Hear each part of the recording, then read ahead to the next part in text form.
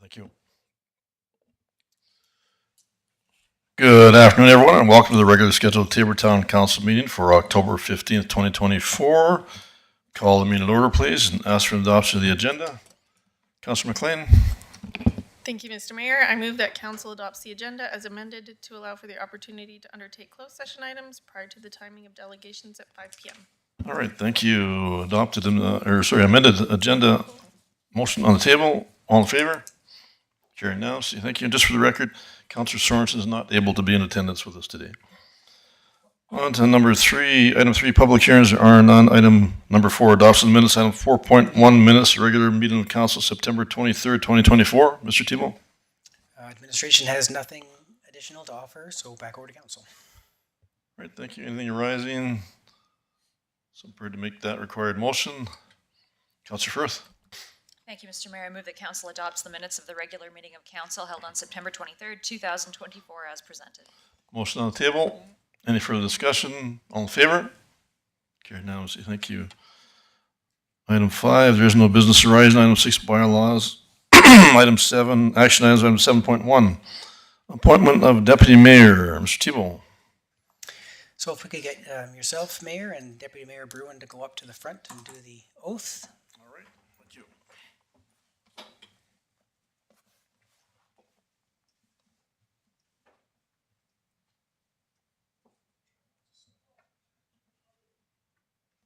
All right, thank you, Councilor Brewer. If you just wouldn't mind doing the official oath of office as required, please.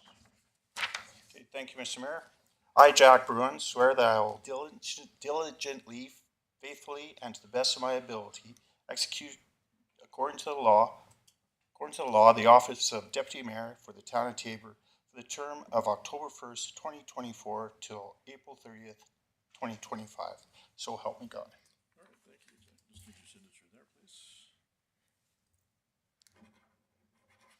All right, thank you. Congratulations. Thank you very much, Welcome Andy. aboard. Thank you. No picture. No one takes my picture. No picture.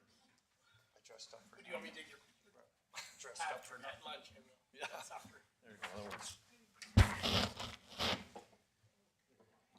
All right, congratulations and welcome aboard, Deputy Mayor Bruin. Thank you so much. Again, Andy. All right, thank you, and thank you, Councilor McLean, for your many efforts during your tenure as Deputy Mayor as well. On to item 7.2, 2025 proposed capital budget. Mr. Thibault. So administration, the senior folks, director level folks, have put together a listing based on everything that came forward from their groups to be in front of council. This is just a first blush of what we've got going on. And Mr. Orawa would be able to speak a little more in detail to each one of these projects and monies available and available funding and items like that. So over to Mr. Orawa. All right, thank you, Mr. Orwa. Thank you very much. Good afternoon, members of council. Good afternoon. Now, before you is the capital listing for 2025. You could just point it. Now, we have scaled it down a little bit this year just to give administration ample time to complete the previous year's projects that might be carried forward to 2025. But before we continue and get into the meat there, I would like to address a little bit on the funding side. And from the funding side, there are about 3 areas that we are sure we are going to get the money. Now, the first part of it is a contribution to capital. That is money that we are collecting from tax base to help us with the capital projects. So that one is given. Then number 2, the one they call the LGFF, which is the local government fiscal framework. So they've already done the allocation for 2025 as well. And we'll be getting about 1.408 million. Now, last year we got about 1.23 million. So if you do the math there, we are close to, there's an increase of about 200,000. Then the last part of the funding is the one they call the CCBF, that is the building fund, formerly known as the gas tax. There we are not sure yet, and talking to the capital, the grant gurus during the conference, they are not sure yet, but I think we'll just put it at the same level where it was last year. And I think we are going to leave it for now at 500,000. We might also get some little more out of it. Then outside those three, because those are given, then we also venture into other areas, that is other grants as we apply. And as usual, when we get more grants, we'll apply them first before we use our reserve money. And then the last one, of course, is the debenture. We also have that option if need be. So I always keep that one as a last option, but if we have to go for debenture, then we have to borrow, which of course would be the part of the cost of doing business. Now, with that in mind, as the CEO mentioned, we are not looking for anything very specific in terms of approving the projects, but I just want my colleagues to at least explain, and especially what they want to see in 2025. And I think we'll just follow the order the way it is from the beginning coming down. And the first one on the list is the annual computer replacement. That is the IT. And of course, as you know, Al just left us, he's no longer here, he's joined the city of Lethbridge. But there's no vacuum. The young man is over there, is stepping in to help us. And for the annual computer replacement, this is just replacement of our computers to ensure that, when the lifespan ends, they are able and we're able to work with them. And I think you can see we've scaled down the IT side just to make sure that, our acting manager can, catch up and get to know all the projects that are out there. Young man, do you have anything to add on annual computer replacement for council? All right, thank you. Councilor McLean? Thanks, Mr. Mayor. I just had a quick question. Just roughly how many does that replace every year? No, I don't think there's I'll let you come over. I'll let you showcase my acting manager.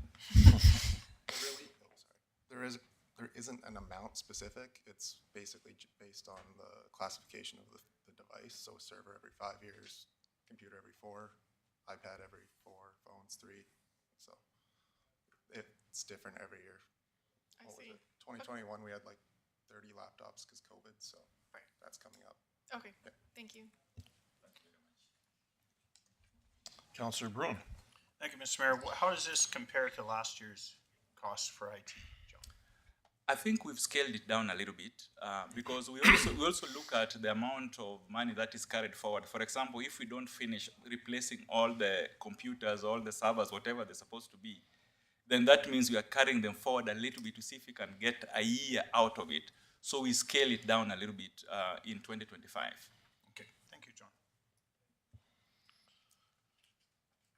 If there is no any other question, I think following the list, the police, of course, we just did the listing there, and I was told those things have not been looked at by the police commission. But we just have to list them just like any other place. So the police commission, of course, will go through to make sure that they want to see those projects put forward by the chief. And at that point, when we'll be bringing them back to council, you'll know exactly the ones that have been approved by the commission. So at this point, I'll skip the police and go to fire. Chief. Good afternoon, Mayor and All Council. right, Chief Munshaw, good afternoon. Well, I got a very small little project, one that we've been ongoing for many years. They're the thermal imaging cameras. These are the ones that we look inside the buildings where you can see beyond smoke and other things to see heat sensing.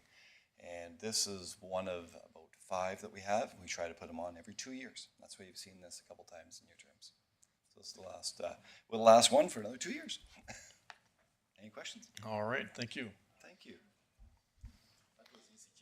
The next one, of course, this is the largest, which is engineering and public works, and I'll call upon my colleague, Mr. Egan, to step forward and explain to council. All right, thank you, Mr. Egan.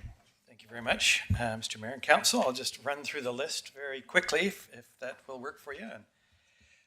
So the annual streetlight replacement upgrade stems out of the presentation that Raman did for council and the allocation previously by council of $85,000 a year towards upgrading our low light areas. And so that's why you see it for 2025. Sunrise Estate stormwater upgrade. So there's a new subdivision going in on the south side, the east of the south side. That requires a modification of an overland drainage that exists, and we need to put that underground to drain the subdivision. All right, Councilor McLean, any question there? Yes, thank you, Mr. Mayor. Sorry to interrupt. Oh, that's okay. I just had a quick question about that. So we're moving towards underground drainage instead of just letting it run down the streets? Is that our plan now? So in this particular location, there was just dirt before, and now that subdivision is being developed, and because there is downspouts and off people's houses, roofs, streets, there will be a lot more runoff, and that runoff can't be contained or managed into the system. So we're going to stay above ground on the south side, but to get from that subdivision across two adjacent properties that aren't owned by the town, we have to go underground into a ditch where it'll then go above ground and then drain to Highway 3, which is following the flow patterns that exist on the south side right now. Okay, All right, thanks. Councillor Bruin? Thank you, Mr. Mayor. This is the new development behind where the no frills is there. And it's all above ground there as is now, right? So we're just going to extend this to existing ditches. Yes, we just need to move water from that new element of the subdivision across underneath people's properties and over to the existing ditch system. Okay, thank you. The 45th cast iron replacement, this is the same as the 41st Avenue cast iron replacement that we did this year of 2 blocks. This is a single large block just on the south side of town. So same program. This will be the second last piece of cast iron pipe that we have on the south side of town. We still have small pieces on the north side of the highway, but potentially we'll look at 2 more years of this program to get rid of all that life-ended cast iron. 1-ton service truck. This is for the distribution. This is the response truck that we use for distribution and collection when they get called out in the middle of the night for either water breaks or sewer backups in town. This carries most of their equipment. They have this truck and a trailer, and then they have the large pieces of equipment, tandem trucks and excavators, other things like that that they use. But this truck is, I'm not sure if this one's 18 or 19 or 20 years old, but the 3 trucks that you see are all at end of life, and so we're looking to renew them to make sure that they work when we need them to. All 3 of these are replacements. There'll be no growth in the fleet. The 3 trucks that they'll be replacing will be pushed down into most often the recreation department that they use for summer students, and one of their trucks will go away, the kind of the worst case scenario that they have to work with. Relocating the water treatment plant HMI. This we're hoping is actually a smaller project than the $40,000, but because we cannot, there are no parts available for the interface between the main water meter coming out of the plant and so that plant staff can read it and use it. We've budgeted for replacement of both in case we have to replace the water meter and the display. And so that we're hoping this will be smaller, but as they say, we plan for the worst and hope for the best. Downtown sanitary pipe relining and cleaning. This is an extension of last year's program. They do cleaning, and then we do a relining service we buy from a contractor, and we try and avoid replacing those pipes because of the disruption that would take place. And this process works very well and extends the life of the pipeline by putting a plastic liner in the pipe itself, and then that's good for another 30 to 40 years. Wastewater treatment plant, grit, lift, rebuild. So this one and the next one, the small screen replacement, these are 2 of the 3 primary processes that we use to treat water going into the wastewater treatment plant. There's a large grill that is used to take tree limbs and things like that out of the water supply. The next treatment process is the small screen. This is a rotary screen that again takes particles out of and physical components out of the water and siphons them off and allows us to take those to the landfill. We have the actual screen and the rotating components, so this is just an installation price. And the grit lift is the next stage of the process where to keep grit out of the primary and secondary clarifiers, There's a process that doesn't currently work, where small fines are removed out of the water stream by settlement, and then there's a lift pump. So this is a rebuild of that lift pump to a slightly different technology, actually pumping it rather than trying to airlift it out of a deep wet well. So the airlift process really isn't effective and doesn't work.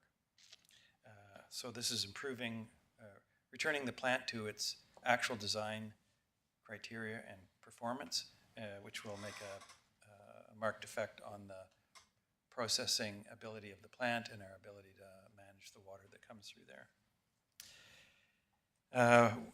Wastewater treatment plant irrigation building safety shower.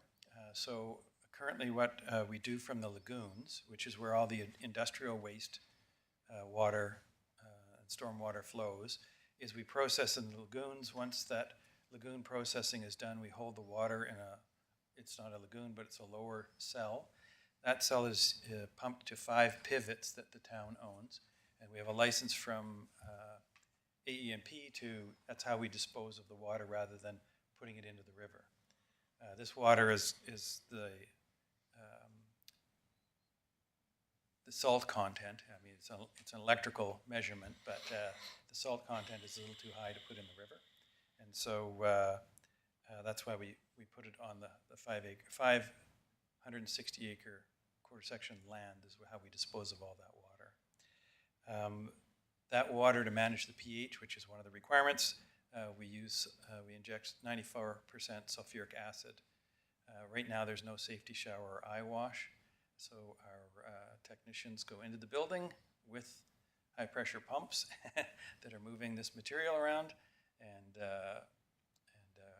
this year we rented a safety shower and put it on site. It's a seasonal issue, so this particular project would see the design and construction of a safety shower and eye wash station at that building. It would still be seasonal, and that would avoid and offset the $50,000 a year it will cost us to rent one of those showers, which is the alternative if you don't approve this particular one. All right, Councilor Bruin? Thanks again, Mr. Mayor. So we're building a new building for the shower and eye wash station? Probably not. There's an existing unheated building out there that houses the pumps and the mixing pipes and then the controls for the sulfuric acid injection.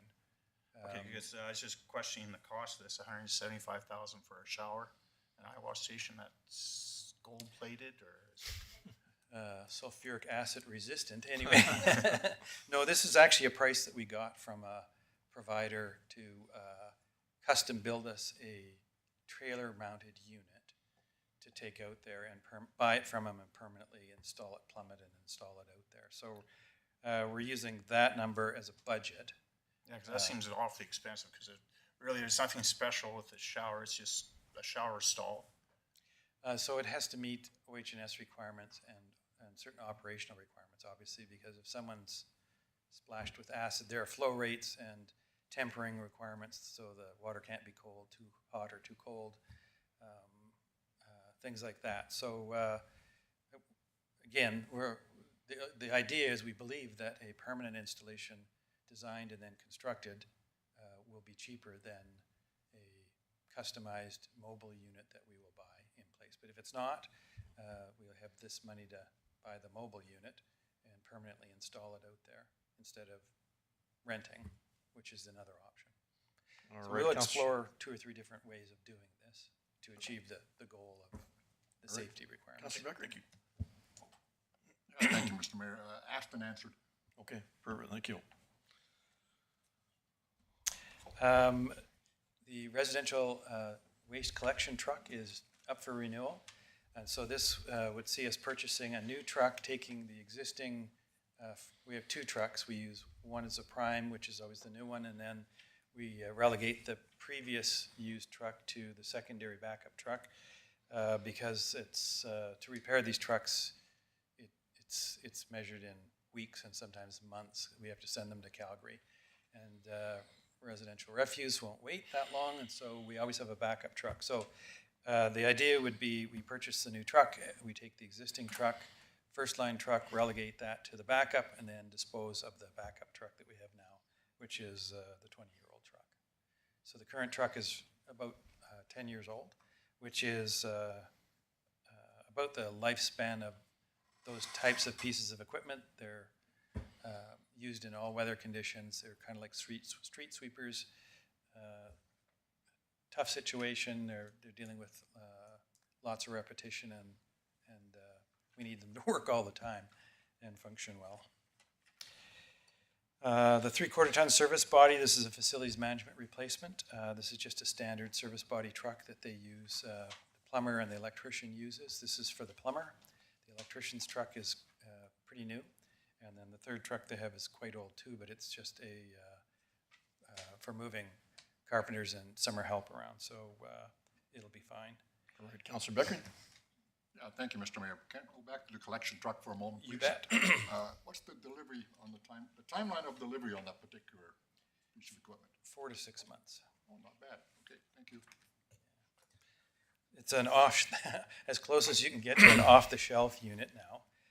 And so they're not custom building it, although in reality, if you approach any of the proponents who build these kind of vehicles, they actually are all custom built.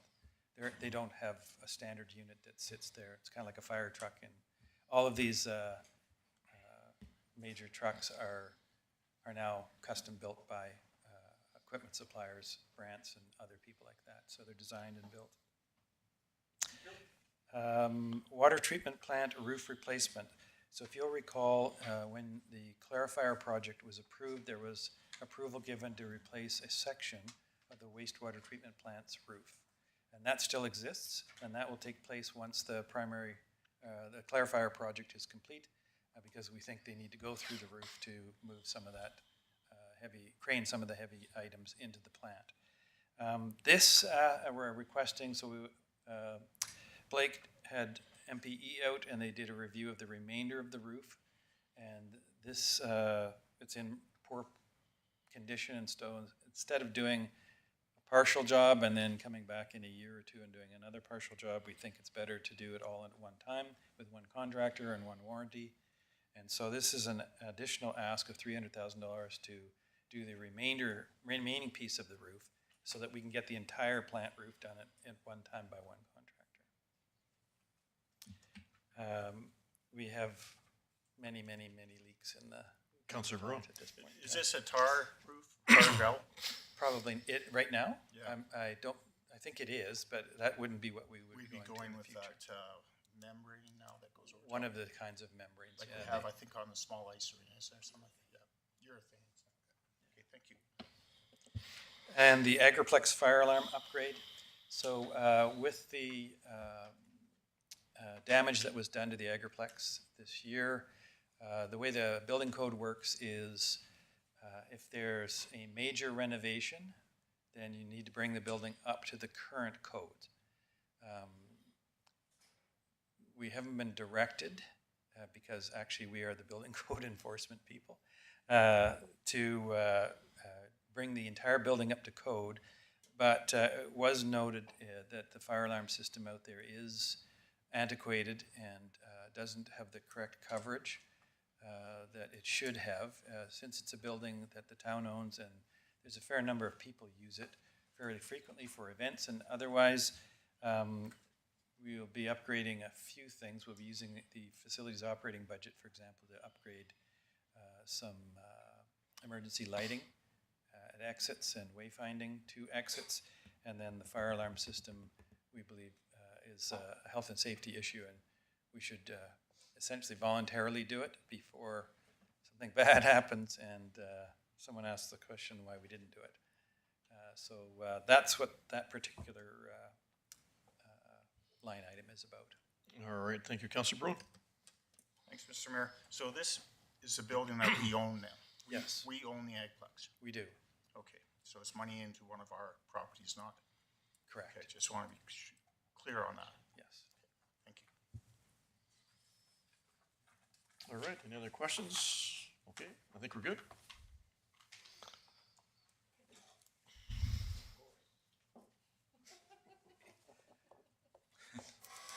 Well, let's hear from recreation might be better then.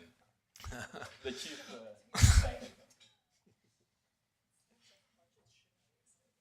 Yeah. All right, Chief Muncha. Mine seemed to be a lot smaller. I don't know. So I only have three for you today, and we'll just kind of walk through each one. So the urban tree study. This is to review all of our trees that we have in town. As you've seen, we have a number of different species. We have a number of different challenges with this. Once we identify what we're doing with the study as well, it'll help us move forward with our grants and our directive of where we can put them and how we're going to manage all the trees that we have. So that's the one question. Next, we have a zero-turn mower. This is a 2009 zero-turn mower. They usually don't last this long. And it's identified that it's definitely time to change. That's in there as the project. The last one, we have an upgrade that's been on the conversation area for quite some time. It's the track around St. Pat's School that's going to be used for the summer games. There's a number of cracks and challenges within it that needs to be resurfaced, and the area around it for the long jump and the high put and all the rest of those athletic components for the summer games need to be upgraded as well. So those are the three areas of discussion, open for conversation.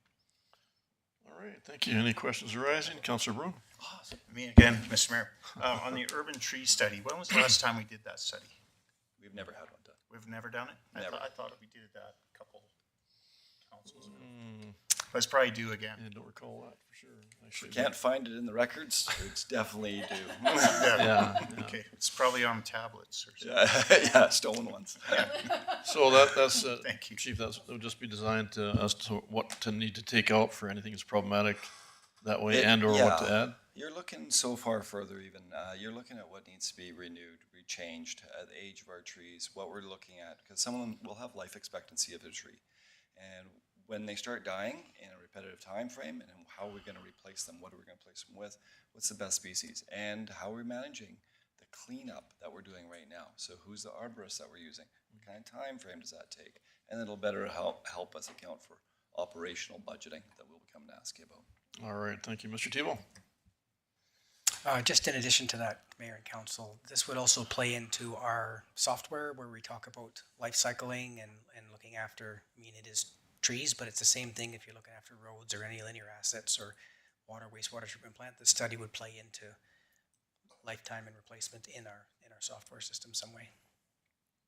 Okay. Councillor Beckering. Yeah, thank you, Mr. Mayor. Thank you, Chief, for the presentation. I want to go back to the St. Pat's running track. Yes. Besides the summer games, how often is that thing used? Do you have any idea? I It do seems to see me people. that's used very rarely. I have never logged it, and I don't think we have the data that will be able to log it. But it is our only track that we have to complete those tasks for the athletic program for the summer games. We looked at the new track by W.R. Meyer, or D.A. Ferguson, sorry, and that track doesn't meet that requirement, and the design, the width. Chief Muncha, I can add for Councillor Beckering, living up in that area, that is used quite a lot during the fair weather months. It is, and/or the school is making use of that quite a lot also with their different classes and everything else attached to that. So it is used quite a lot, for sure. Good information. Other questions? Thank you very much, folks. All right, thank you. I believe that marks the end of their vision. Now, if you shrink it a little bit for us to look at the funding, now, if you recall when I mentioned we have to look for our grants first before I look into our reserves. So the way it stands today, if this were to be approved, all these projects, then we'll get a little bit from LGFF because that total of 1.4 million is given. We've estimated about 500,000 for the CCBF, about 491. And then there's only one project that we are putting out there for long-term debenture. And that is the 1.6 million, which is, if you just scroll this way, the 45th cast iron replacement. That's the only one that we're looking at that way.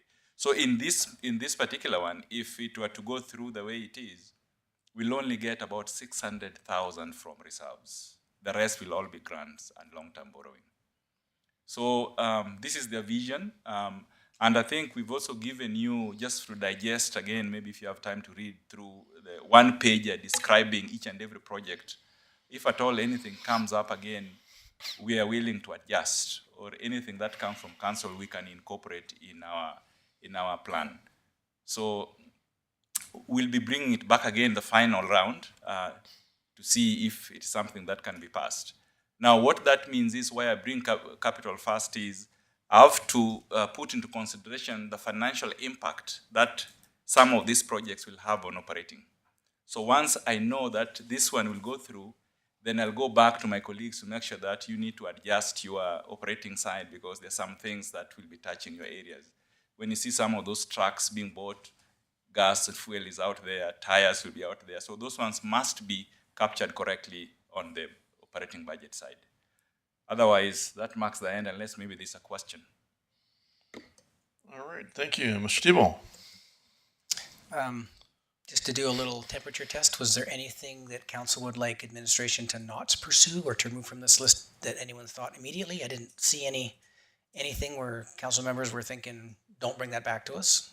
Is there anything like that on this list, or anything we should be looking at or considering before we bring it back a second time? All right, Councilor Bruin? My only one I question is the eye wash station, shower and eye wash station, what we're getting for $175,000, and if we could save some money there. I think if I'm understanding that correctly, Mr. Egan, you were saying that's designed for that portable one to purchase permanently, but you're looking at the other format to build within, it's likely to be less. Is that accurate? Right, okay, great, thank you. So maybe just a little more clarity when we get closer to that project. I just seems ridiculous that much money for a shower and a wash station. It's just crazy. I guess it does sound high, but it's not your standard shower, like Mr. Egan said. I guess that's the biggest difference there. But Councillor Renford? Thank you, Mr. Mayor. The one thing is the $50,000 a summer rental. I mean, that adds up quick. You know, that's 2 years. If it's less than that, or 3 years, we're already in the negative, right? So it's unbelievable, but it has to happen. All right, thank you. Councillor Beckering? Thank you, Mr. Mayor. Council should keep in mind, I believe, that this is just a preliminary presentation by administration to kind of wake us up to the fact we got to spend some money on some projects. And I think before any decisions are made, it go back to council anyway. And I share Council Bruin's concern regarding the wash station. I think it's ridiculous, but whatever. All right, thank you. Any other questions? All right. All right, moving on to item 7.3, temporary portable signage requests. Mr. Tebow? So I'll get Ms. Selena Newberry to come up and speak to this one. I believe, if Tabor recalls, this comes to us each year for the Tabor Library jingle sale, so I don't think it's something new, but I'll let Selena run through it. All right, thank you. Ms. Newberry? Good afternoon, Mayor and Council. Good afternoon. As Mr. Tebow said, this is actually our second year we've received this, and I think we'll receive it going forward as well. It's just a temporary portable sign that would be placed on the Civic Center parking lot for a few day period. I think it's from the 11th to the 16th, so they would put it up after Remembrance Day, just to direct people that the jingle sale is going on in our Civic Center. These signs, when they're not on town property, we allow them to have them for up to 2 weeks, and we don't actually charge them when they're community events. So we are recommending approval. All right, thank you. Any questions arising? All right, Councillor Beckering? Thank you, Mr. Mayor. Prepare to make a motion. Very well. The council approves the development permit DP 24-204 for the location of a temporary portable sign for a community event at 4700 and 4720 50th Street, Block C, Plan 7282JK, with the 8 conditions as mentioned and the presentation. Thank you. Motion on the table. Any further discussion? All in favor? Carried unanimously. Thank you. On to item 7.4, Alberta Community Partnership Grant. Mr. Tebow? So council has seen the ACP grants a number of times. Again, we're applying for a grant. I believe this was initiated by SMIRD. Maybe it was TID back in the day. To look at our stormwater management over on the southeast side of town, and to make its way, I'm gonna guess not the same way it does today, right through the ditches. And so it's fully covered. We're gonna apply for up to $200,000. There is no matching portion. So this is just in front of council for your consideration, if there was any interest. And I believe this is going to be a collaborative effort with the MD as well. All right, thank you, Councilor McLean. Thank you, Mr. Mayor. So what is the hope then for where it should be going? Chris, can I get you to? So just a little bit of background. So right now, all the water from the south side of town moves to Highway 3, goes down the ditch, crosses Highway 3, and then continues east in the north ditch and goes into Tabor Lake through the St. Mary's system. It's not water that they want because, again, of salinity, and it's water that comes off of roads and roofs and things like that. And so this study will look at ways of redirecting this to our wetlands project and work in concert. So this is a preliminary design, which we need to do to calculate flows and whether we can use ditches or we need to pump with a force main. And so it requires some engineering work in order to make our friends in St. Mary's happier and work with the MD to solve some problems. This will also set us up information-wise for the southeast area structure plan, because there's a stormwater component in that. All right, thank you. Any other questions or right? Councilor Rufford. Thank you, Mr. Mayor. I'm ready to make a motion that council directs administration to make a 2024-25 Alberta Community Partnership Grant application in the amount of $200,000 to support of the Southeast Tabor Stormwater Management Preliminary Design Project. All right, thank you. Motion on the table. Any further discussion? All in favor? Carried unanimously. Thank you. Moving on to item 7.5, information for council. Mr. Thibault. So first up is a capital project listing. If there was any questions, I think we've got the people here that we need to speak to any of those. Did council have any capital project queries?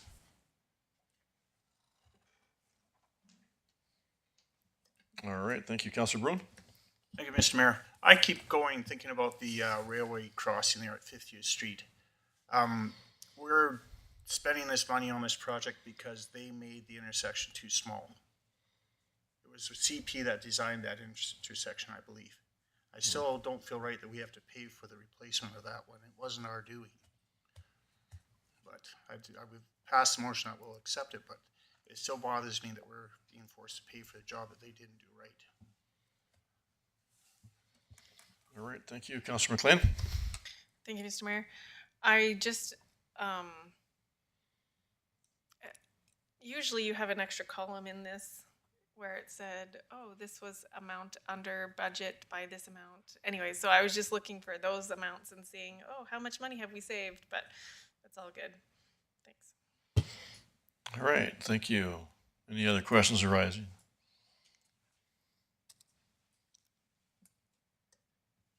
Mr. Thibault. I think that was in the comments section before. Administration will look at, I'm interested in that as well. So administration will look into getting that information back into there because it is pertinent. Right, thank you. Mr. Roy.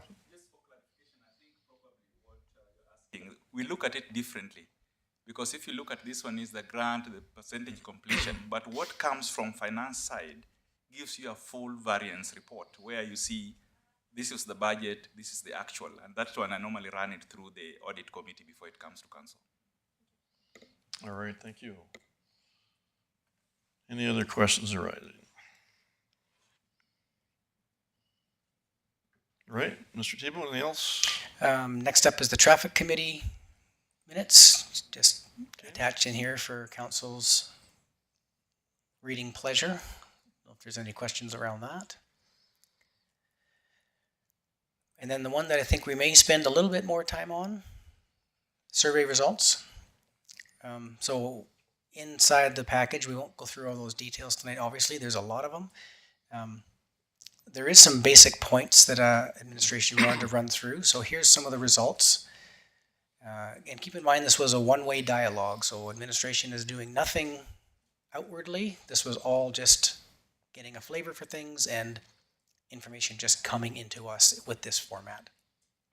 So we did do a coffee with council a couple of nights, had some discussions there. I think maybe it was 24 to 30 people in total that came out between the two times. And the rest of this was responses. Now that being said, we have almost 1,100 responses, which is a large number of responses. I think Megan may have mentioned it's the largest amount of responses we've had through a survey type interface. So take that for what it's worth. There was some sort of common themes put together. And I don't know if council had any questions around any of these common themes, but it was trying to capture, the pages and pages and pages of survey information and put them into sort of categories that look like a lot of the times this was repeated and this was repeated and this was repeated. So again, just information for council to wander through. So we did that for question number 2, which is at the top of the screen. We did that for question number 3. Again, trying to just capture the top 5 or so themes that were coming back our direction. Administration will note some of these themes were addressed in the frequently asked questions, but maybe not to the level of detail that some people were hoping for, which was very likely always going to be a next part of some other process to capture what it is we thought that, or capture what people thought they wanted to hear about, and then administration could respond to some of those things. Question 4, this one's a little bit longer, but just breaks things down in a bit of a different way, how we might want to see public engagement. And then there is a conclusion page. So this kind of sums up, for the most part, everything that we could around what it is that we believe we heard back, and sort of tried to speak from the citizens' perspective in a sort of very short half-page deal with a ton of information. So I guess administration is looking for next steps from council, and quite willing to answer any questions in particular, or if we wanted to do something further with this information. I guess I will lead with, it wasn't administration's thought that this would be the only engagement that we would have. This was just one avenue of engagement. But it's totally up to council if we're thinking that we don't need any further engagement, or we would like to further engage in other manners, being open house was always something we were going to engage with. And I think our next coffee with council was also designated to be able to speak to this again. So over to council and how you think you'd like administration to move forward. All right, thank you. Councillor Firth? I did want to say I appreciate all of the citizens that took the time to fill this out. The response was, surprisingly good. I always appreciate the information that people are willing to share. I did have a concern about some of the comments that I read. A lot of them were about how council had already made up their mind about how this was going to play out. I hope I'm not speaking on behalf of council, but I don't think that is the case. This is truly just an engagement, and so I hope that people understand that.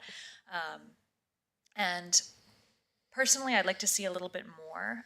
That's not a criticism of the survey or the process, but just, I think from what I'm hearing is that people either need more information or want more information, and I think sometimes that's easier with a two-way dialogue. And in my experience, it's easier to do that in person. Also, there was many comments about what would about adding it to the election ballot in October of 2025.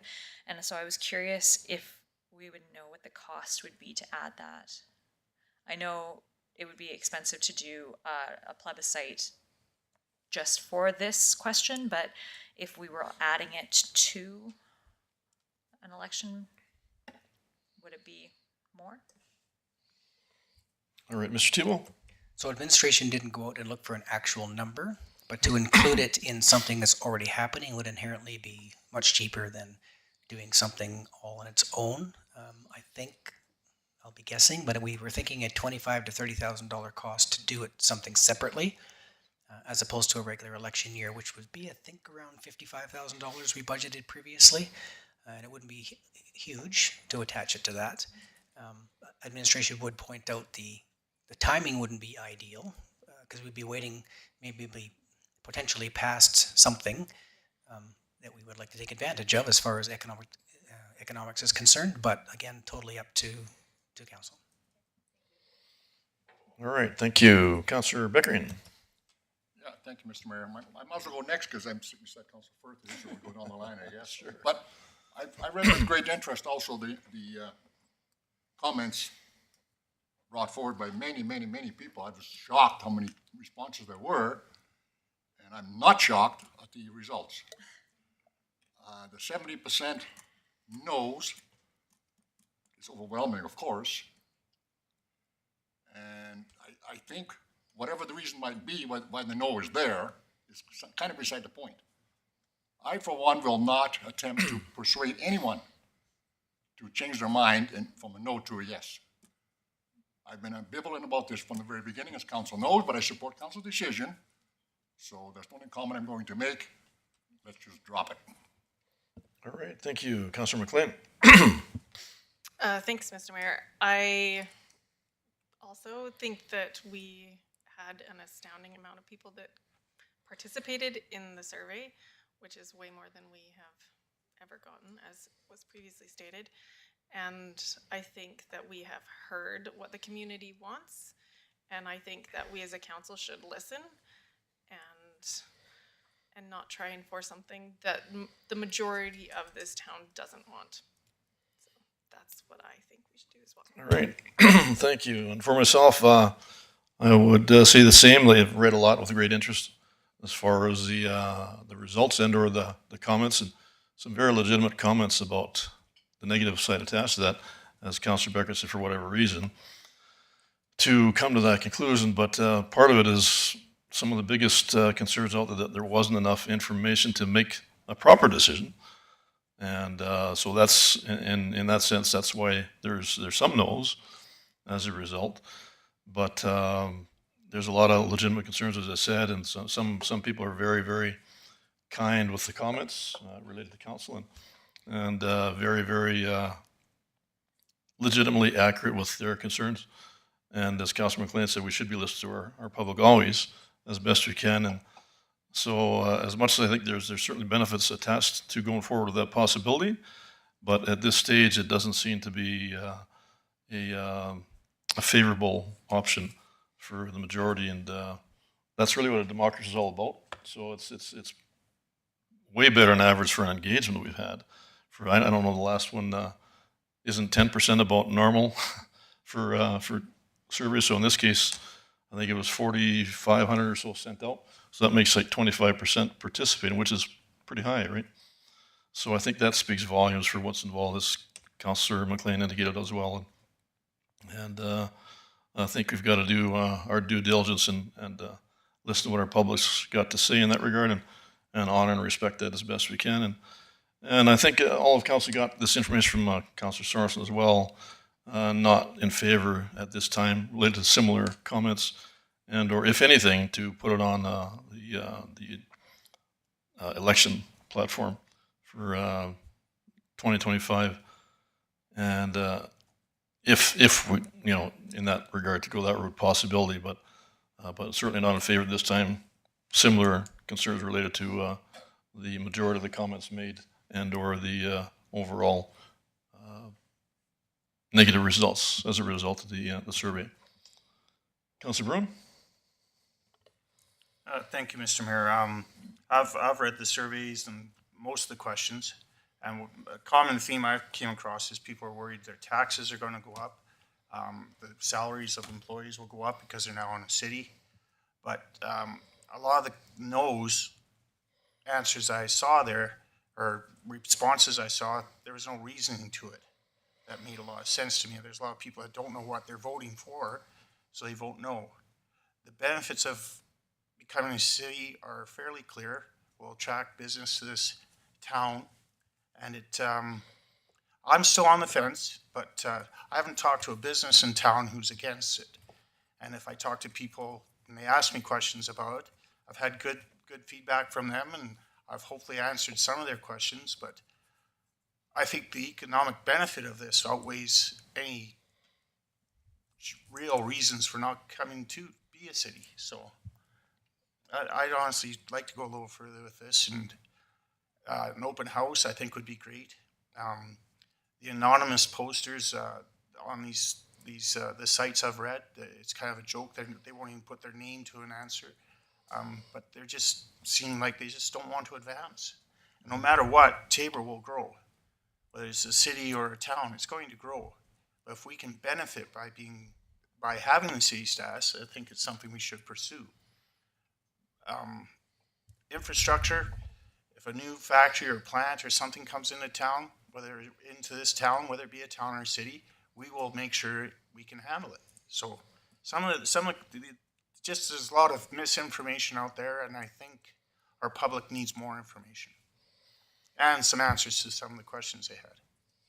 All right, thank you. Councilor Rempert? Thank you, Mr. Mayor. I'll reiterate your comments. I do think more information maybe should have come out before, so the citizens weren't just thrown right into it.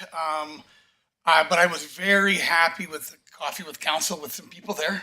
I hope the citizens, I hope who's ever listening shows up to more of these. It makes them way better, to do, you know. I think there is benefits. And I do agree with Councilor Bruin. A lot of them is just saying none or vote. There's, you know, the dialogue that we're getting back in the survey. You know, I mean, you could be not even from Tabor and fill out this survey, it looked like too. So I thought it was fun. I hope the town keeps engaged in all things, not just the change of the name. All right, thank you. Just all things considered, I think like you said, that the blanket amount that could be involved in answering the survey, it's not just solely town residents. We know that, right? But saying that, there was some definite positivity, particularly at the coffee with council. 2 sessions that were leaning that way, and I think the majority were understanding that there were certainly benefits, and there are. And it's more from the business perspective. We said right up front that this is economic growth driven, and that's kind of how it all started. So it's unfortunate there's some negativity and even some anger generated out there with what we're proposing as a possibility in the preliminary engagement process. But overall, with that kind of survey, it's still fairly well participated in, and we don't see that often. So I think that's the highest survey I've seen for quite some time, all things considered. Councilor Bruin? Was there, could you vote more than once on this survey? Or is it per IP address? Could someone sit there and click 500 no's, or how does that work? Yeah, the nature of the survey didn't ask or mandate that you, short answer is yes, you could answer as many times as you wanted. That's why this survey to me didn't give us a fair, what's the word I'm looking for? Fair opinion of the town, because there's some people that just seem to hate Tabor, or they just don't want to see growth. They could have voted 1,039 times. So we don't know from this survey. It's like roasting toast in Tabor. People can write whatever they want. They don't have to stand in front of the person to say it. So I don't put a lot of credence into this survey, honestly. Yeah, it's a guide. There's no doubt. I would agree, Councilor Bruin. But Anyone could vote it on. yeah, that's true. That's true. So there is some gaps lacking in that regard, and can't clarify that for sure. So I guess we could certainly go the next step to do the public forum type scenario that we did suggest would be, I think, the next step if we're going further. Mr. Thibault? Yeah, the original plan did have another session with Coffee with Council, and then the idea of there being some sort of a public engagement created based on this. Again, tonight, this is just for information, and Yeah. council can ruminate, and, maybe a standing item comes forward to, there's no motions that we were creating out of this tonight, so Right. it really just discussion. Yeah, no, it's fair enough. Some great comments all the way around, and like I said, I really appreciated that the public's honesty. I think, like I said, you could definitely see some of the genuine comments that were made by individuals there that were genuinely speaking out about whatever their preference is. So that's important, and that's probably better than the actual yes/no end result, right? The actual comments. I think that's more beneficial than anything else involved there. So that was very helpful.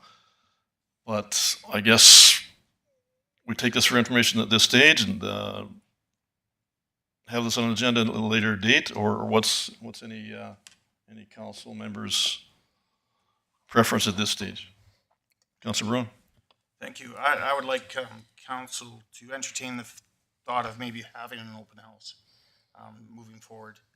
Give the residents of Taylor a little bit of time to think about this, maybe put some more information out on our website. But I think an open house, so the people that have questions can ask us. Because we can't answer the guy that's saying some things on this, and you have no way of telling them the answer to that. Maybe there's some very valid points made that people commented on that I'd like answers to.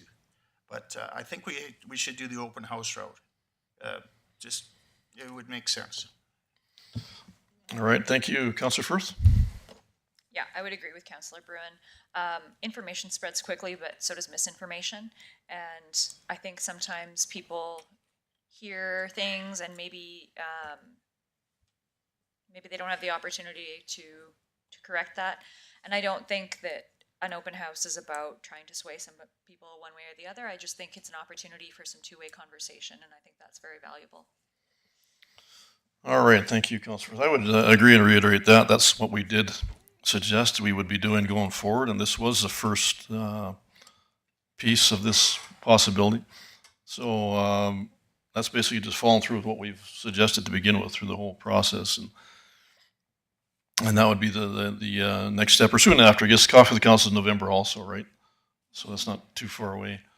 Right, the public engagement, I was thinking, was going to be prior to that Coffee with Council. Prior to that? But Yep. but again, I mean, it can be after, whatever council wishes. All right, thank you. Councilor Renford? Thank you, Mr. Mayor. Going to that comment, most of the people that come to Coffee with Council, when they left, had quite a bit better understanding. Obviously, you couldn't have had this 1,000 people show up to 2 coffees and councils. I mean, it would never have worked. But I will say a majority of the people left with a different feeling, maybe not a different feeling, left with more information and a different feeling on maybe what they would decide. So I would think a public engagement would help, because a lot of the things are, will property taxes increase? Or, will there be more homeless? A lot of questions that could be answered fairly easily. Right, all right, thank you. All right, so are we on board with that overall? Mr. Tebow, you need a motion related to that, or that was part of our standard steps anyway? I don't know how well it was laid out at the very beginning, that we actually did a step-by-step on what we were all going to do. Give administration a little bit of time to, we'll have a look and get back to council on that, if we could. Something for next meeting is soon enough to put something together? May even be after our break here, but Oh, okay. I got to look into it quickly just to see how the motion read, what we were going to do. Okay. So we may need a motion, I guess is what I'm saying, to go forward, or we may not. I have to go back and look. Okay, fair enough. All right. Anything else on No, that was the last information item. for council? Okay. On to item 7.610 items, council requests. Mr. Tebow?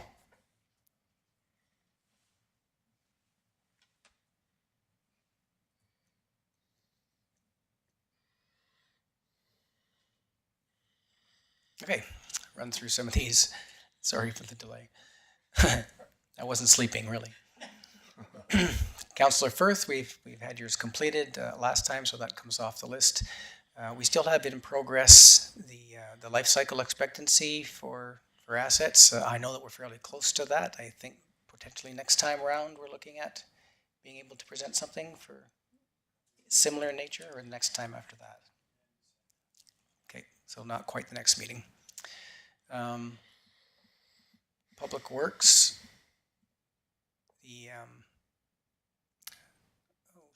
golf course.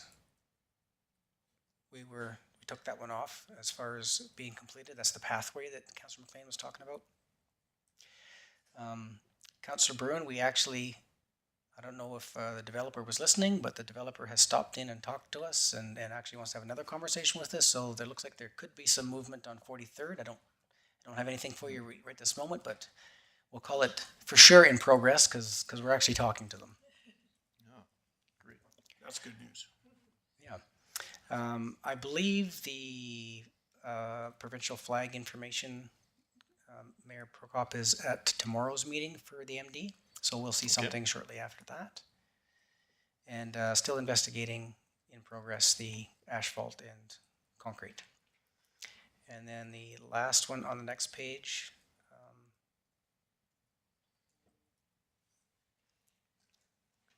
communications plan.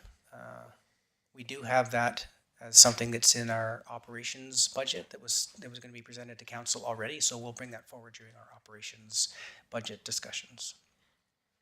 And so that's all that's on the list. Over to council to Updates. All right, thank you. Any new standing item council requests?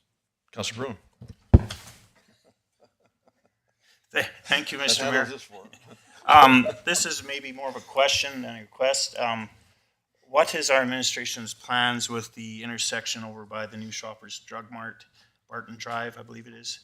I think we can all foresee a lot of problems going to be at that intersection. Do we have a plan of what we're going to do there? Or I'm getting a lot of questions from public because it is already getting quite busy with the construction there, and I can see a real problem coming on us.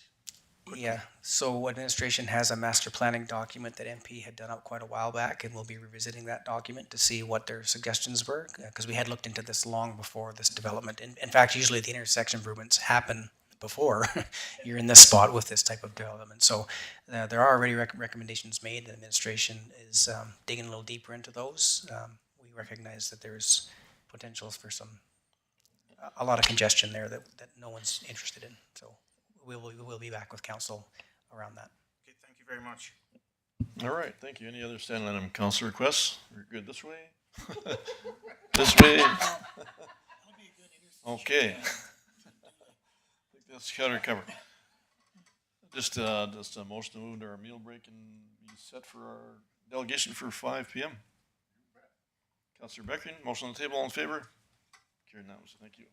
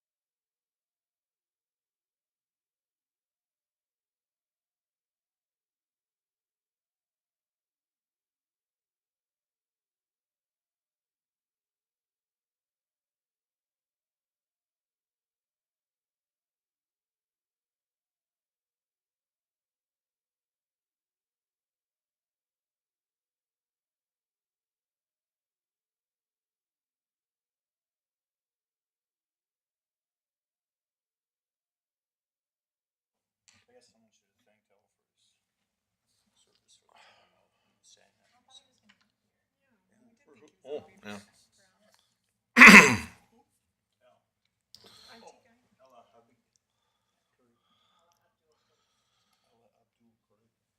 All right, Jordan, we're live again. Thank you. If we could reconvene the meeting, please, and moving on to item 8, delegations. Item 8.1, delegation Star Theater loan request. Mr. Tebow. So we've got Mr. Ryan Torrey here. I don't know if there's anyone else speaking with you, sir, but you can come on up and do your presentation. There was a one-pager handed out to council with some financials on there. Other than that, were we listening to Ryan?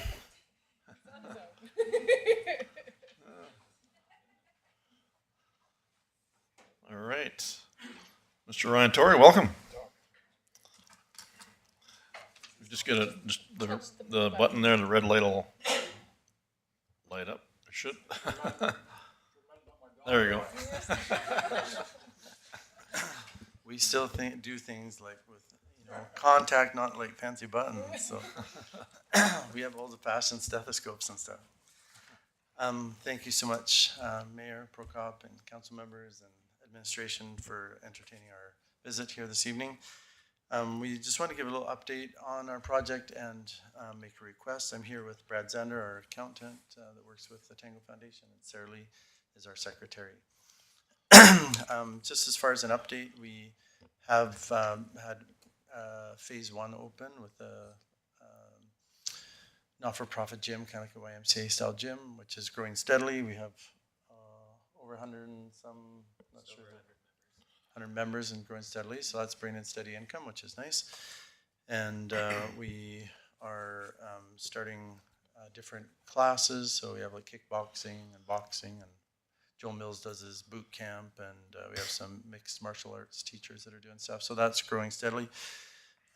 We are preparing, it's a complicated building. It's built in 3 different pieces, 3 main separate pieces.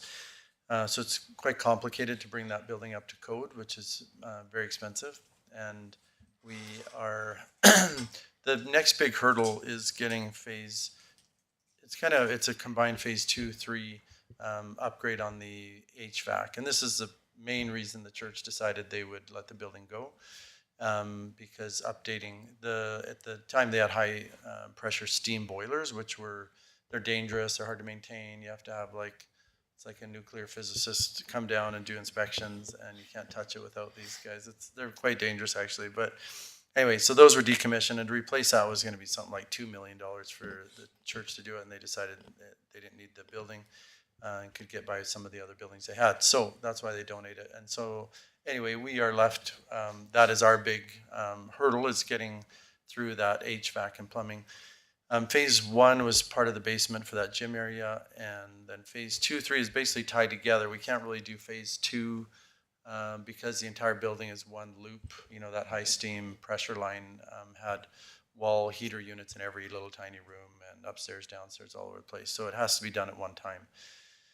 And we initially had hoped, when we had talked to some other plumbers and stuff, that they could do like heat pumps and stuff, but the problem is code requirements now require that the entire place is not only heated and cooled, but there's new requirements for air exchange frequency and stuff. Well, you'd be familiar with this from other commercial buildings, but anyway, it wasn't just heating and air conditioning. They had to add additional circulatory pumps to just circulate the air for the uses that were, well, for any use, but to bring it to code. So anyway, this is very expensive. And the sprinkler system. So we've been working steadily on all these plans. So the architect finally and engineers, we have final plans now to complete the building.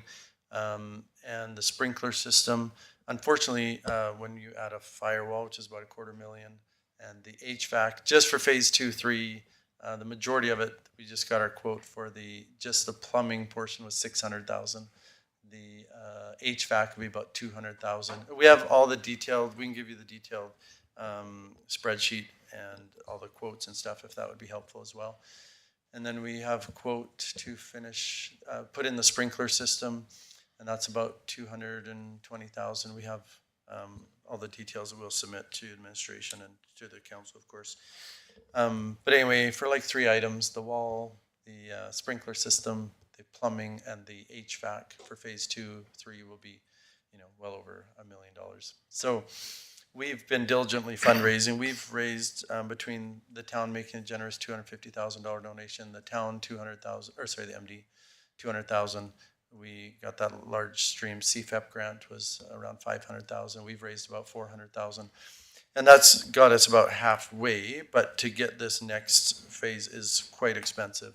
And it's difficult to fundraise that in a rapid manner out of our community. And I feel bad actually trying to do that. Like, it's just to bring a huge plumbing system and boiler system up to code and asking for $600,000 or $800,000 from our local community. Seems like a lot. We are actively working with Kim Welby. The town has graciously provided her services, so she's applying for the Heritage Grant through the federal government, which is a rolling grant. We're waiting to hear on that. So that could be $400,000 to $500,000. So we're waiting on that, which would be a huge help. And then we can keep applying. We can reapply for the large stream CFAP grant, but it's only once a year. So we can't apply for that till June. Is when that one is going to be considered. The small stream CFAP grants are smaller, like $125,000, but again, that would take a year and a half to get some of the funds that we're needing. And so we just thought we would come and bring this before council. And part of the thing, the urgency is if we can just get the building operational for a few reasons. As soon as it's operational, we can show that we're running programs, and then the government has operations grants, like for all these different arts facilities, but you have to be open and operational. Additionally, the school division, we've been working with Wilco Timmonson, the superintendent of schools, and the principal. We did tours here this past week. They're quite desperate for space here over the next 3 years and would be delighted to have a space to rent. We were just through there last week, and they felt like just it was called Taber Mennonite School. I think they're adjusting the name to Taber Horizon Christian Program, something like that. But they felt their entire program could be housed in the facility. But again, we just need to get the facility open. So I just thought we are working hard to fundraise, and we are able to get a line of credit on the building. But a small, well, it's not that small, but compared to the size of the project, it's not huge. But we realize $500,000 is a lot of money, but we feel like it's would be a huge help, and that we can repay that.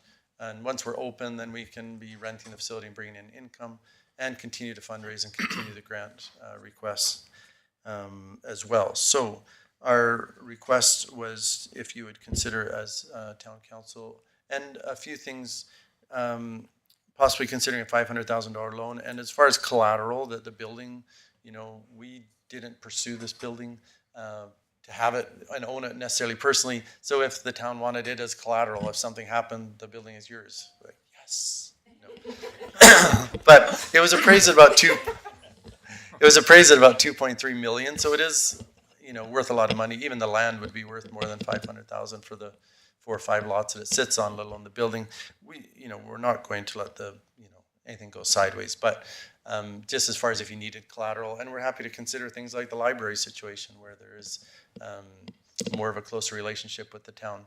It was just worked out with the church that if they donate it to us at charity, we could, get these grants, and we have, and it's been working well to get these large stream CFEP grants and hopefully the Heritage Grant. And so I think that's been a good, it worked out well. I think it was a good option. But as some of these big costs to bring it to current code arise, it's just a lot to get done and rapidly with local fundraising. But we are getting a large line of credit on the building as well that we will have available additionally.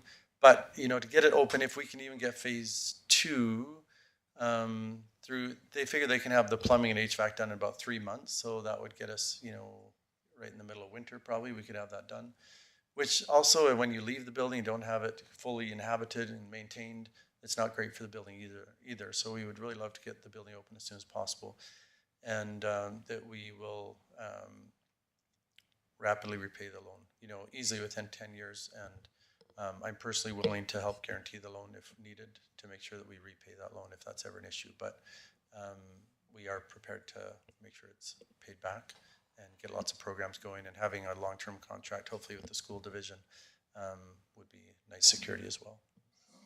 But this page before you, I'll maybe let our accountant go through it with you. It's just an outline of what we're, where we're at and what we're pursuing, and then we get you much more detailed. For all our grant applications, we have large spreadsheets and quotes and all that stuff if you'd like that. It's just not easy to review that in a meeting like this, but we'll definitely get you whatever you'd like. All right, thank you.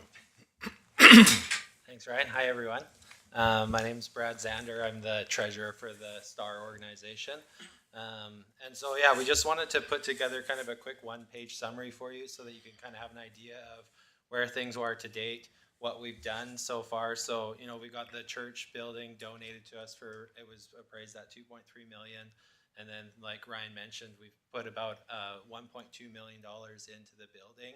And so that's kind of existing HVAC upgrades that we've done to get phase one open, kind of getting phase one open so that we get some people in the building and really start to have some cash flow and programs through the gym that's running in the basement. And so we're with the quotes that we have and the upgrades that are left to do, there's about $1.2 million additional costs that we anticipate that we'll take on to get that building fully operational. So that's with kind of the theater, kind of full performing arts, movie theater, everything in there to get that going.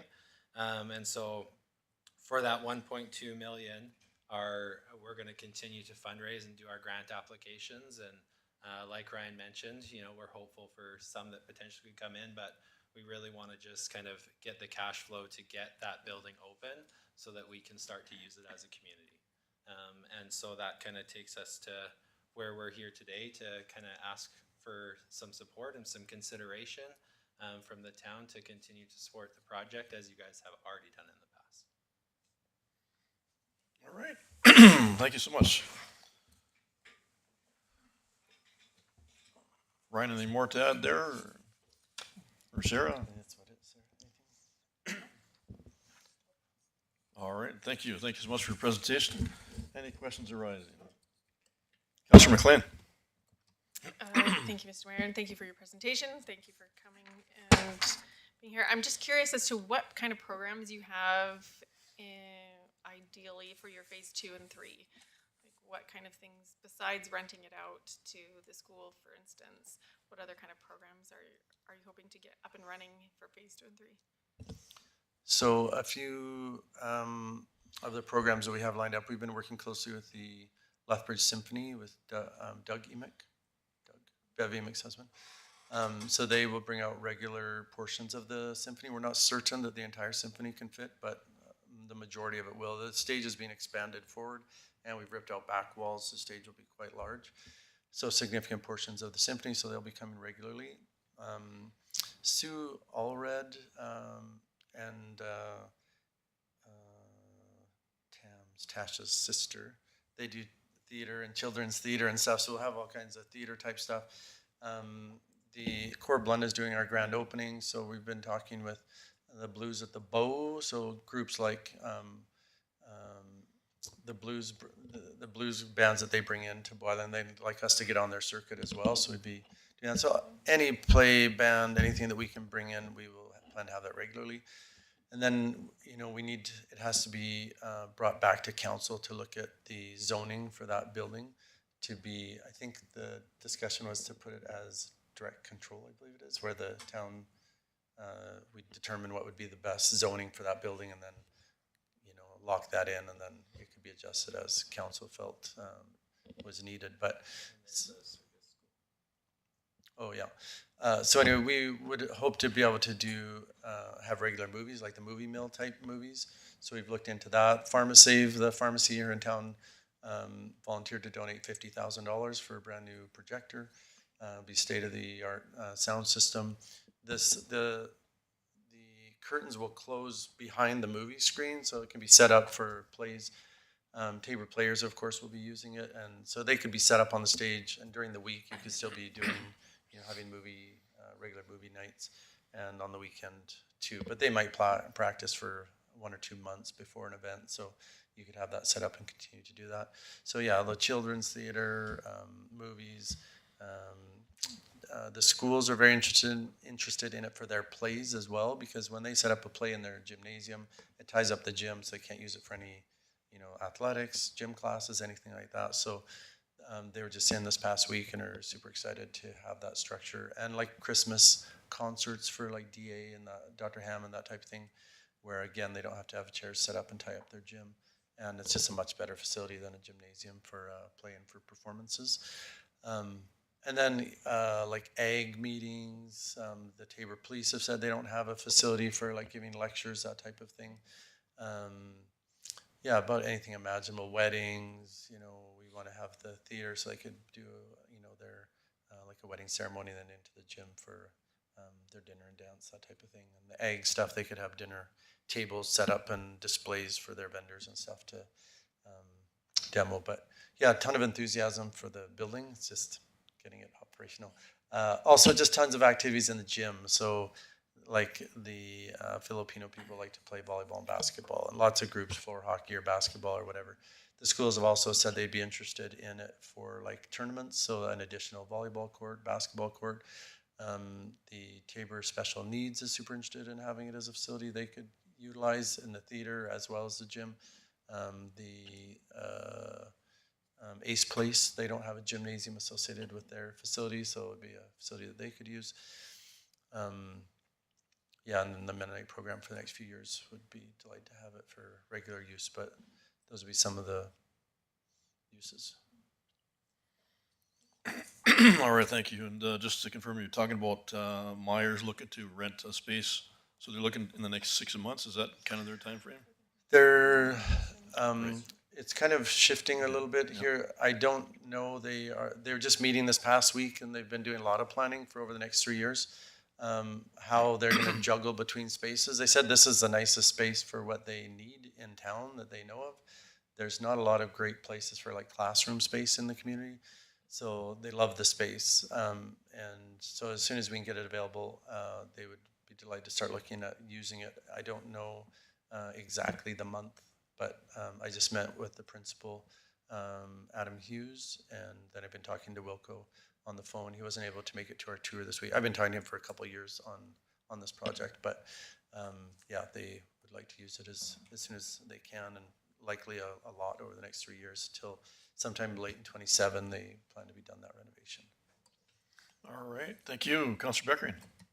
Yeah, thank you, Mr. Mayor. Thank you, Dr. Tory, for your presentation and your fellow cohorts there. I'm somewhat concerned about the security aspect of the potential loan. And did I hear you correctly, Dr. Tory? You said you would personally guarantee that loan? I do have to talk to my wife, but I would be willing to help make sure we pay that loan, yes. And the building, as, whether we put the town on title or something, I don't know if that is something the town's interested in, but as far as, if something ever were to happen, that you can have the building. But it's worth a lot more than $500,000 for sure. But thank you, Dr. Tory. Follow up? Sure. Mr. Mayor? Yeah. A question for Mr. Orwa, please. Is this potential request qualified under the Alberta Municipal Finance Corporation?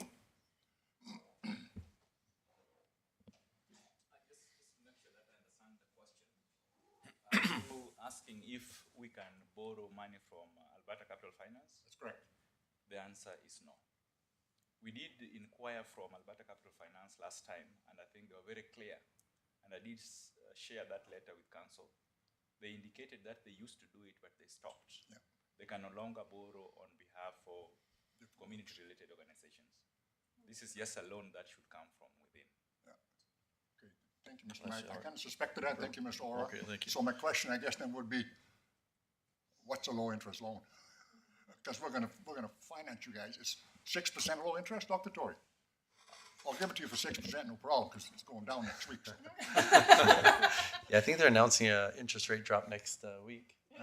They're saying it might go down 0.5%, but it could be tied to prime or something. I don't know what. I know when we had checked in the past, when we were first starting this project, we had spoken with administration about possibly doing something like they'd done for the gymnastics facility.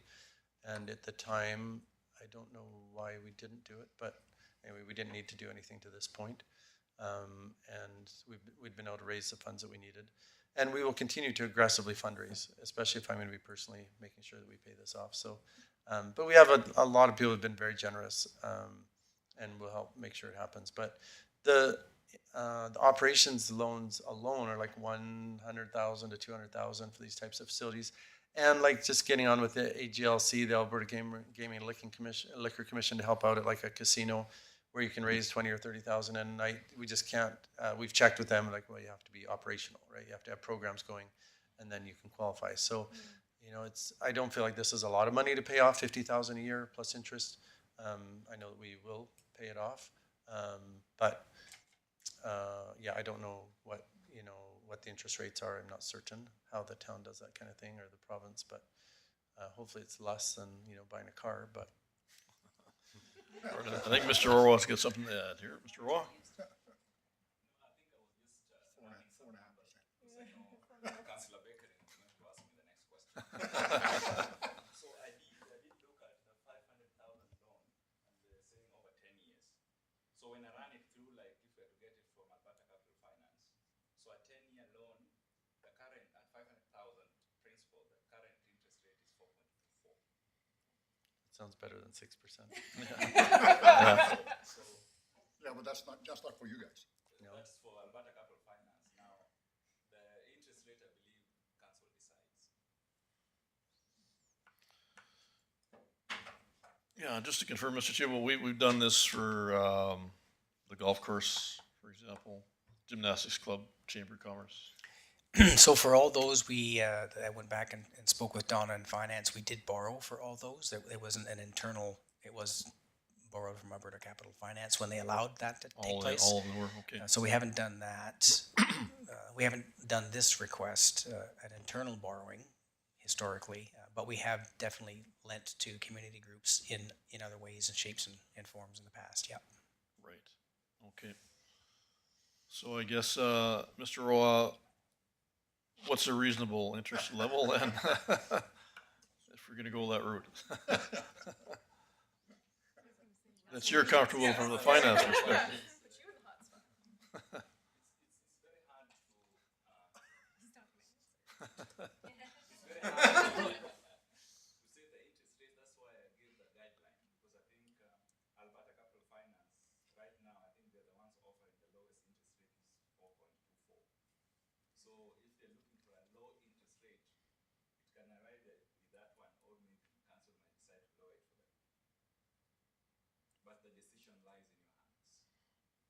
All right, thank you. Mr. Tebow?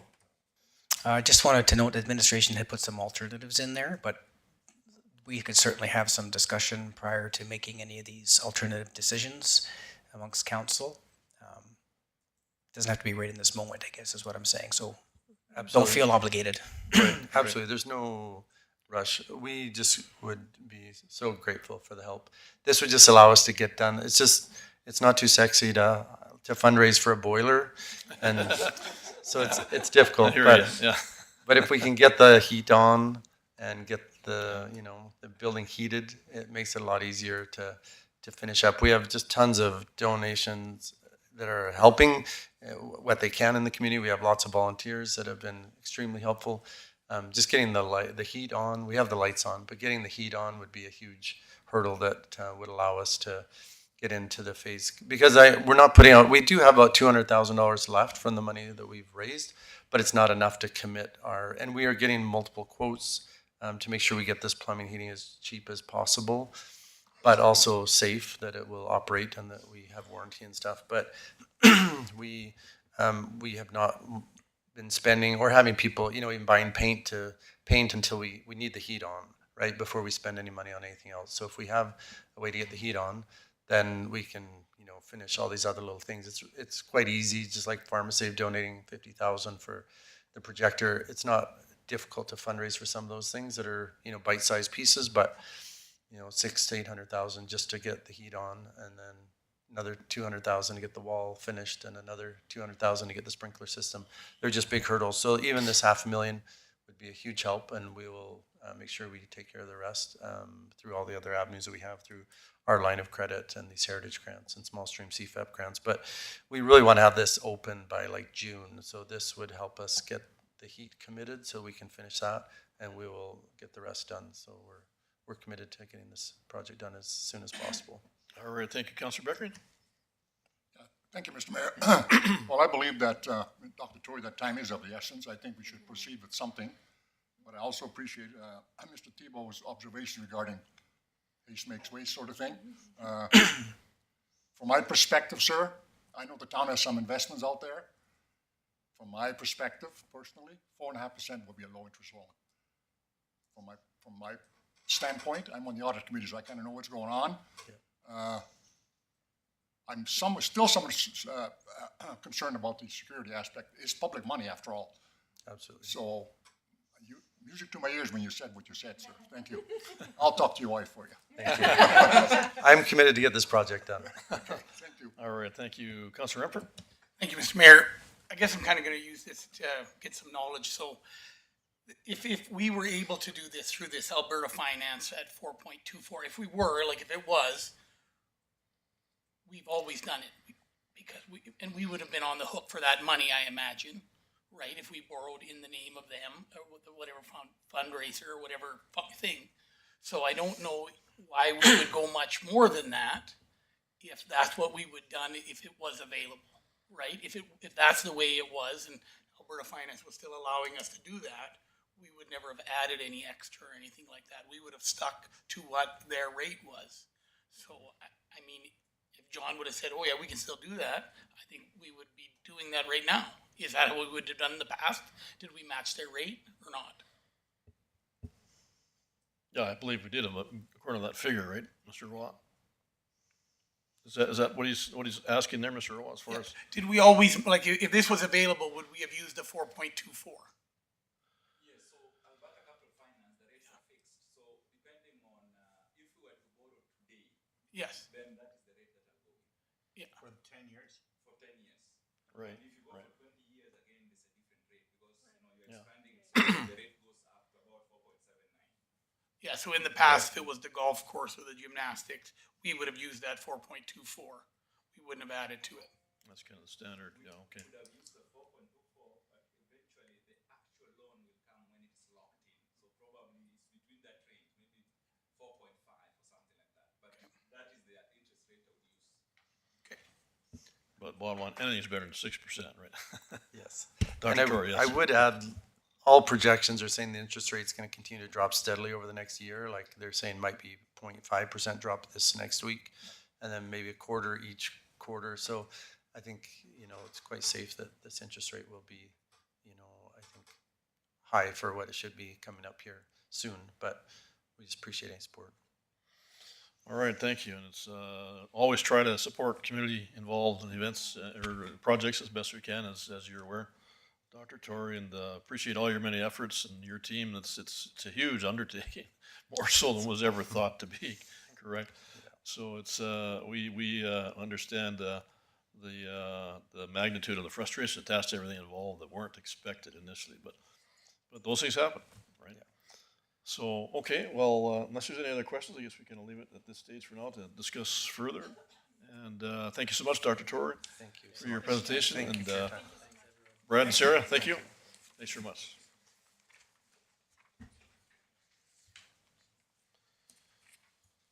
All right, moving on to any media inquiries whatsoever.